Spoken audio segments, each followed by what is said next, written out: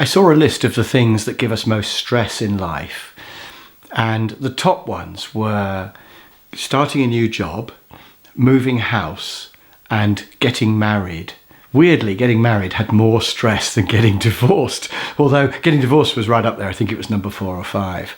And these big life events are clearly going to give us a lot of stress or anxiety. But for many of us, we're not moving house at the moment, and we're already married, or we're not going to get married or whatever, and perhaps our job is not changing.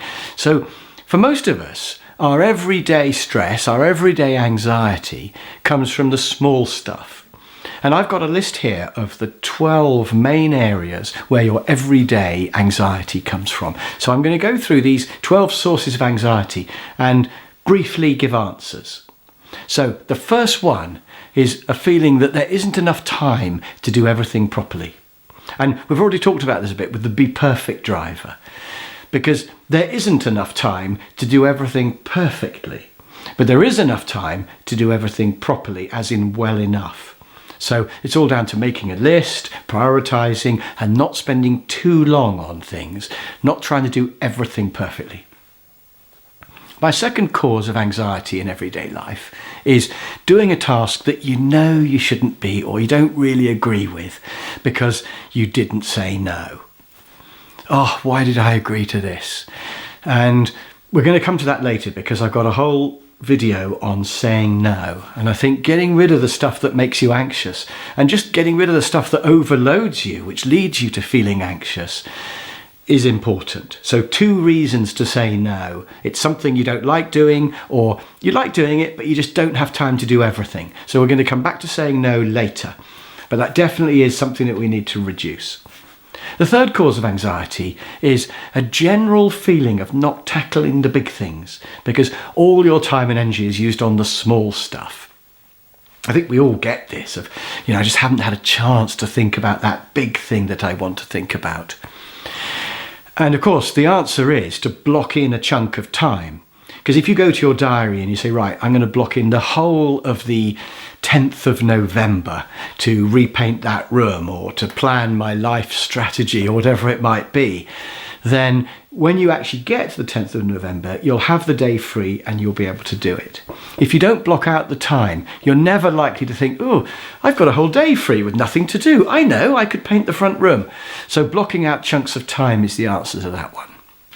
Number 4 on my anxiety list of 12 is multitasking, doing more than one thing at a time. And multitasking, we all have the illusion that we can do several things at once. And if I do tasks A, B, and C all at once, I can do them all within the time. Suppose they each take an hour. I could do all 3 in an hour. But of course, what really happens when you do A, B, and C all at once is it takes you 3 hours. In fact, probably 4 hours, because you're not really focusing on any one of them, and you jump between them, and there are losses as you jump between them. But even if you could do A, B, and C all in 3 hours, it would still be a very anxiety-inducing way to do it. Our brains are not really designed for multitasking. So much better to focus on one and get it done, focus on the next, focused on the next. And why do we multitask? I think it's because we worry about forgetting them, so we start them all.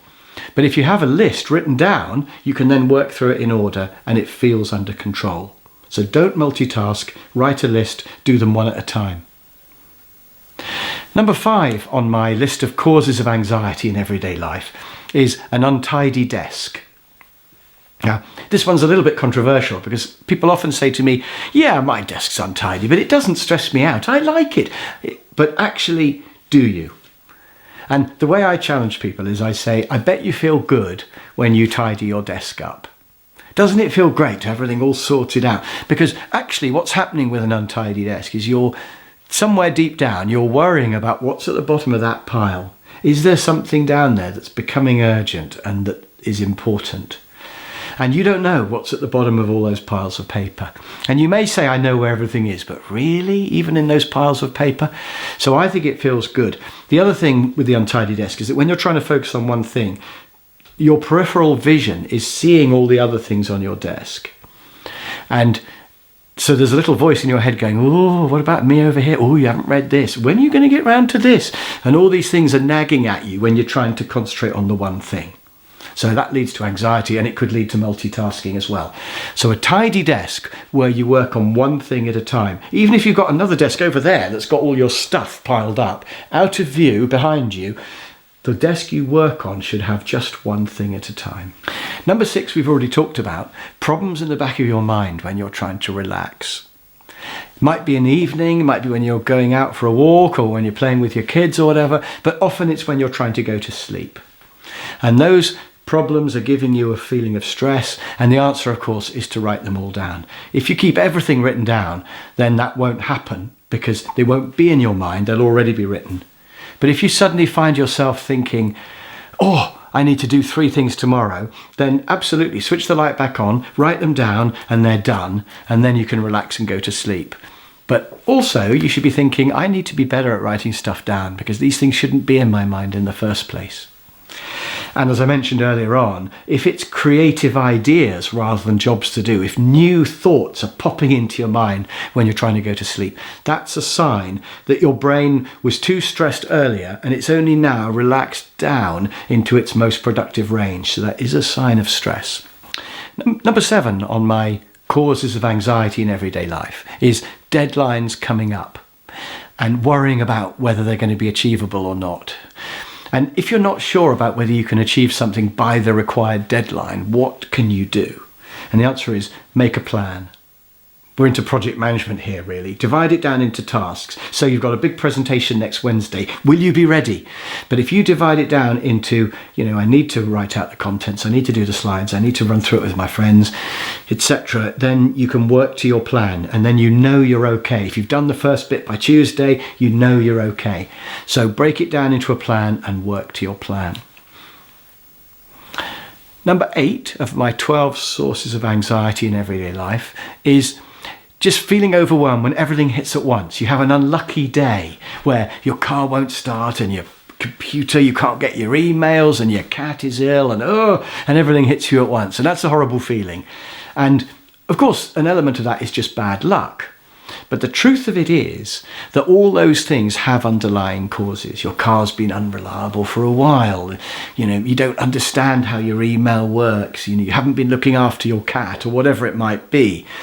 And so, as well as dealing with the crisis, the other thing to do later on is to get to the root cause of those things and fix them so they don't keep repeating. And that might be unreliable equipment, it might be unreliable people, it might be that you don't have very good systems. But the key is to think, how do I prevent a repeat of that problem? Number 9 of my 12 things is chatty people when you're busy. And isn't it awful when you're desperately trying to do something and somebody wanders over to your desk or into your office and they're just hanging around chatting? We're going to come to this later on because I think relationships with other people are a key part of causing anxiety or reducing the amount of anxiety that you feel. So chatty people when you're busy, I'm going to come back to that one later.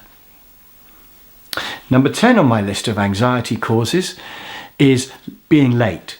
Now, some people don't care about being late. It doesn't make them feel anxious at all. But I personally really hate being late for something. And especially if I can't do anything about it, if I'm just stuck in traffic or whatever, or the photocopier's jammed just when I'm about to copy some key thing before I go to a meeting. And what I would say about this is, first of all, allow more time. So you can reduce the anxiety you get during your life by always allowing more time.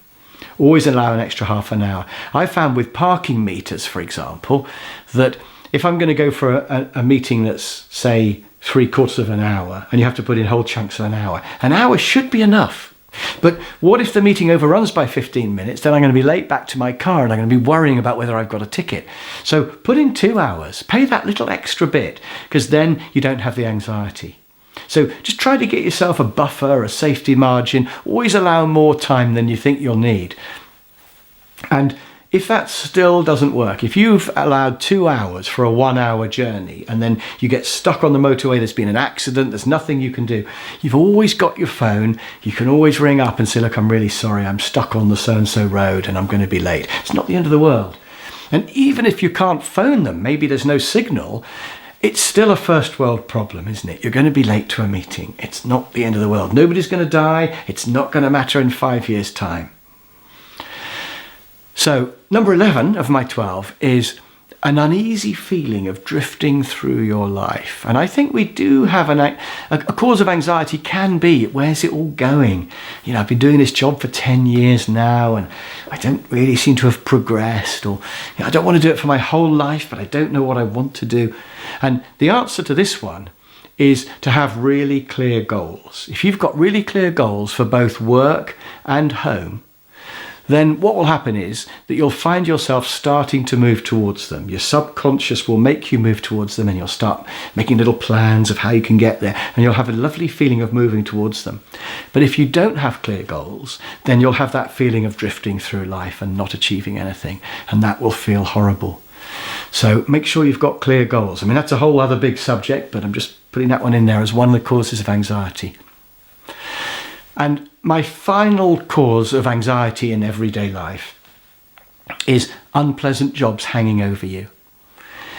Is there something you're putting off? Someone you need to phone, or perhaps a tax form that you have to fill in, or, you know, is there something that you know you should be doing and you just haven't?